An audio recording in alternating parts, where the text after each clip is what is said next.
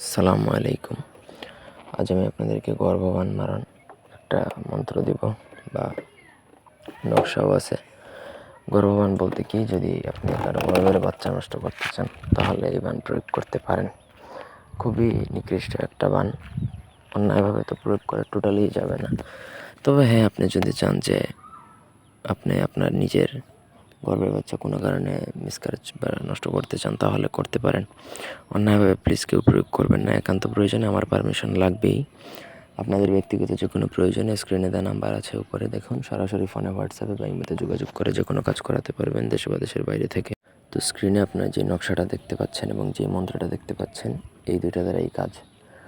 আপনি যার বাচ্চা নষ্ট করবেন তাকে দুইভাবে এটা প্রয়োগ করা যায়: খাবারের মাধ্যমে, চালানের মাধ্যমে। চালান সাধারণত জিন চালান, এটা জিন সাধকরাই করতে পারবে, সেটা সবার পক্ষে সম্ভব না।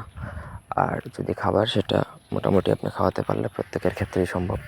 স্ক্রিনে যে মন্ত্রটা দেখতে পাচ্ছেন সেটা ভোজপত্রের মধ্যে আপনাকে কেশরের কালি দ্বারা লিখবেন নকশাটা, এবং সেই মন্ত্রটা 7বার করে 7টা ফু দিয়ে, ফুলানের জায়গায় নাম সহকারে 7বার করে 7টা ফু দিয়ে যাকে খাওয়াবেন, তার বাচ্চা যদি 6 মাস 7 মাস বয়সের হয়, সেই বাচ্চাও কিন্তু গর্ভপাত হয়ে যাবে। কোনোভাবেই সেই বাচ্চা টিকিয়ে রাখতে পারবে না।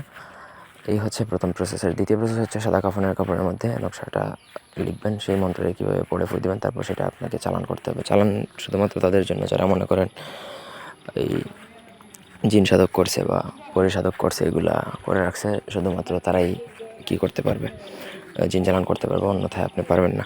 আমি যে নিয়ম বলছি সেই 2 নিয়মের যে কোনো এক নিয়ম আপনি জানলেই আপনি এটা প্রয়োগ করতে পারবেন। আশা করি বুঝতে পারছেন। কোনো অংশ বুঝতে অসুবিধা থাকলে কমেন্টে জানাতে পারেন। ধন্যবাদ সবাইকে। আল্লাহ হাফেজ।